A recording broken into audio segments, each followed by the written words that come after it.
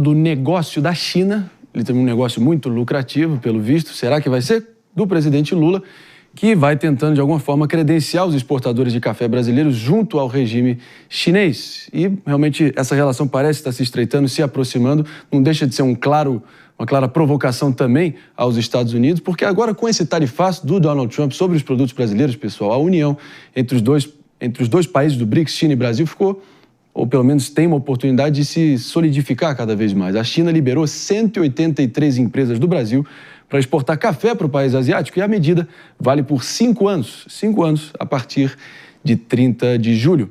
A gente já vai ter aqui até porque o Brasil já sofre com uma concorrência severa, principalmente de Colômbia e Vietnã no nosso café. Brasil já há mais de 100 anos um dos principais produtores de café, mas agora foi um dos itens que não escapou do tarifaço de Donald Trump. Então fica a pergunta, né? Será que com a abertura do mercado chinês para o café do Brasil, o impacto do tarifaço pode ser menor do que a previsão inicial? Para discutir isso com a gente, eu proponho que a gente receba agora o presidente do Secafé, que é o Márcio Pereira, aqui do Morning Show ao Vivaço. Fala, Márcio. Beleza, mestre? Obrigado pela presença aqui. Há esse movimento aí chinês para fazer essa abertura para as empresas brasileiras, para realmente fazer essa transição de mercados. A gente imagina que tem uma burocracia, um trabalho danado ali de reorientação. Mas você acha que com esse credenciamento vai ser relativamente fácil? Como é que você está vendo? Bom dia, prazer estar aqui com vocês na Jovem Pan. Bom, com relação ao credenciamento propriamente dito, na verdade isso é um passo de desburocratização, mas que já está sendo trabalhado desde 2022. Então, os exportadores brasileiros já exportam café para a China, aqueles que estão com seus dados cadastrados e liberados, e o que se fez nesse momento foi avançar no credenciamento de praticamente todos os players que ali já estavam. Então, é importante a desburocratização, mas ela, por si só, ela não tem muito efeito. O efeito vai existir se nós tivermos negociações, aumentos de exportação, mais volume de compra por parte da China. Inclusive, lembrando que em matéria recente, em outros canais de comunicação, eu levantei a questão que outros países tarifam o café brasileiro, inclusive países do BRICS. Tarifam, inclusive, o café solúvel, que é o nosso produto de maior valor agregado. Então, é claro que é louvável o trabalho de abrir esse credenciamento, mas há que se intensificar muito mais, no sentido de que um trabalho que já está sendo feito, principalmente ali pela Apex Brasil, em desenvolver o café brasileiro. Eu, inclusive, estive na China, passei 30 dias na Ásia, dos quais 12 dias na China, e fiquei muito impressionado com o aumento de consumo e com a vontade da população chinesa de tomar café, principalmente cafés do Brasil, que são muito destacados pela maior rede de cafeteria lá na China, que é a Luckin Coffee, que inclusive tem lojas temáticas de Brasil. Então, existe um ambiente favorável, mas o mero credenciamento das empresas não se torna automaticamente aumento de exportação. É um passo a mais. E, obviamente, que com as dificuldades impostas pelo governo americano, com a eventual tarifa de 50%, a qual nós estamos trabalhando para reduzir, nós não jogamos a toalha, entendemos que há espaço para reduzir enquanto setor privado, e para isso a gente precisa realmente de uma comunicação mais alinhada dos poderes públicos aqui e lá, mas o setor privado está trabalhando também junto ao governo americano para que nós não tenhamos ponto final na tarifa de 50%. Brasil depende dos Estados Unidos na sua exportação, 16%, e Estados Unidos de Brasil, 33% do que ele importa. Eu queria lembrar que o café brasileiro ele tem um papel que vai muito além do que a gente enxerga meramente do ponto de vista cafés do Brasil. No setor privado, existem fóruns e reuniões constantes entre cafés do Brasil, cafés do Vietnã, cafés da Colômbia, cafés do Peru, cafés de Honduras, onde o papel do Brasil tem sido apoiar, incentivar iniciativas que favoreçam a proteção ambiental, favoreçam tecnologia e ciência com melhoria de qualidade. Isso é um trabalho conjunto das origens. Então, penalizar o Brasil certa forma, está penalizando todos, porque o Brasil ele é parceiro de todas as origens na construção de uma cafeicultura extremamente ambiental, rastreável, de qualidade. Então, não cabe, sob hipótese nenhuma, tarifar café brasileiro, que não é meramente uma liderança quantitativa. Ela é muito mais. Ela transfere conhecimento para que os outros sigam avançando.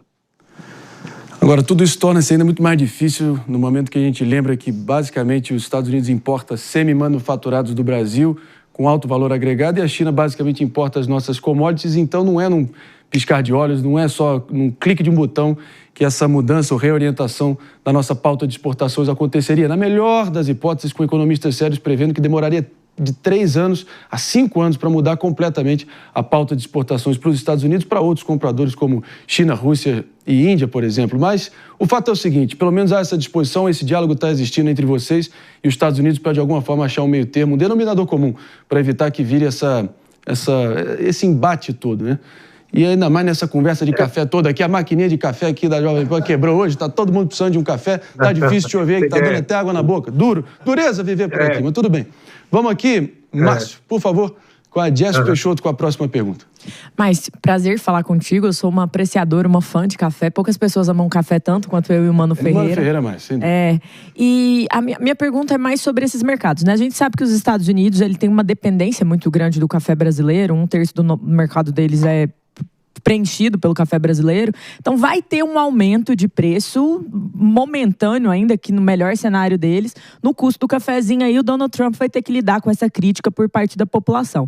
E a minha pergunta é, tendo em vista que nós somos esses fornecedores, que esse 1/3 da produção ele não vai estar indo para os Estados Unidos, o que é mais provável de acontecer? É mais provável que outros players, outros agentes comprem isso, seja a Europa, seja a China, seja quem for, ou é provável também que isso interaja nacionalmente, esse café possa ficar no Brasil e o preço do café no Brasil diminuir? O que é mais provável de acontecer e como que você está vendo essa lógica aí do mercado? E o que os Estados Unidos, quem que são os parceiros que os Estados Unidos está tentando pegar esse 1/3 de café dos Estados Unidos é muita coisa, então eu imagino que eles não têm ali na disponibilidade. Muito obrigada.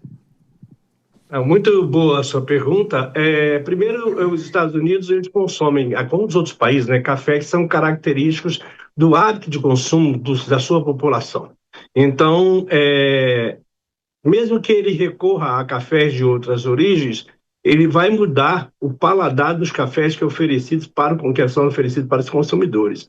E quando a gente conversa com os torradores lá fora, a gente sabe que não se muda um padrão sequer, quanto mais todo um universo de padrões onde entra o café brasileiro.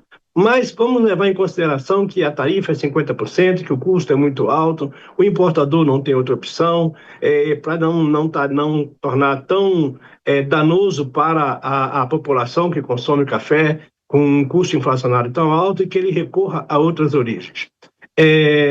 A produção mundial de café ela é muito ajustada e, às vezes, inclusive, menor do que o consumo atualmente. Isso pode começar a aliviar um pouco a partir da safra de 2026 e 2027. Mas, no quadro atual, o Brasil ele exporta para todos os países, inclusive para todos os países produtores. Isso é importante notar. Por que ele importa para os países produtores? Porque esses países ou utilizam o café brasileiro em blends de cafés que vão industrializados, ser reexportados com valor agregado, que é algo que nós precisamos trabalhar muito, porque o Brasil deveria liderar essa pauta e não entregar matéria-prima para outros produtores. Ou, o que mais ocorre, eles utilizam esses produtos brasileiros, que normalmente são mais competitivos, no seu mercado interno e, como não produzem tanto quanto o Brasil, exportam ao máximo para trazer receitas vindas de outros países com maior valor agregado. Bom, se a gente tiver uma equação onde os Estados Unidos estão sendo favorecidos por outras origens, naturalmente abre-se-á portas, tanto dos países consumidores de café, aí eu vou falando principalmente de Europa, e obviamente também Ásia. E, por fim, os países produtores. Então, há uma alternativa para o café brasileiro, mas a melhor alternativa que a gente continua trabalhando, como eu falei aqui, é reduzir as tarifas do café brasileiro, e, nesse sentido, o Secafé, Conselho de Exportadores de Café do Brasil, ele trabalha, obviamente, com o governo brasileiro, ele trabalha junto com a iniciativa privada. Assim como no Brasil você tem o lado de direita e esquerda, lá fora também tem do mesmo jeito. Você tem importadores que favorecem mais a direita durante campanhas e outros que favorecem mais a esquerda, o que obviamente é compreensível. Mas o que a gente precisa é achar os canais corretos para que os nossos cafés atendam os americanos. É um mercado que a gente não deve abrir mão, mas não é uma sinuca de bico, vamos dizer assim, para o Brasil. É isso aí, Márcio Pereira. Eu queria ter esse otimismo todo, eu só fico temendo, né, que com o Brasil vendendo agora mais para a China, a relação Brasil e Estados Unidos parece que virou igual ao café, né? Já foi extra forte, está virando pó e tem chance de ir para o saco. Mas a gente torce para que não seja o caso e que você e o seu otimismo vença e prevaleça. Obrigado, Márcio Pereira. Conte com a gente aqui sempre. Posso te assegurar que não será o caso. Amém. Tomara. A gente está muito atento ao que está acontecendo, não será o caso. E só terminando a resposta, o preço do café para o consumidor no Brasil e no mundo já está em vias de queda, independente de tarifas.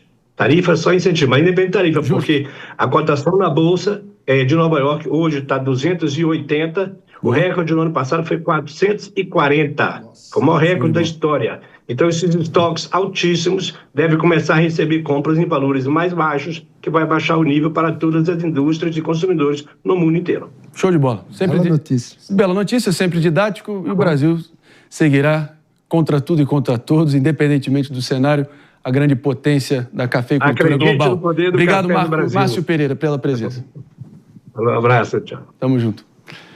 Olha agora, o fato é o seguinte, tem muita gente que precisa de café para dar aquele pump para acordar, já eu sou muito mais, sem desconsiderar o café, que também, não vamos ser hipócritas, é muito importante, mas por que não também incrementar com uma bela dose de magnésio para poder acordar tudo, corpo, mente, todas as juntas e você ficar na sua melhor versão. Por que não, né?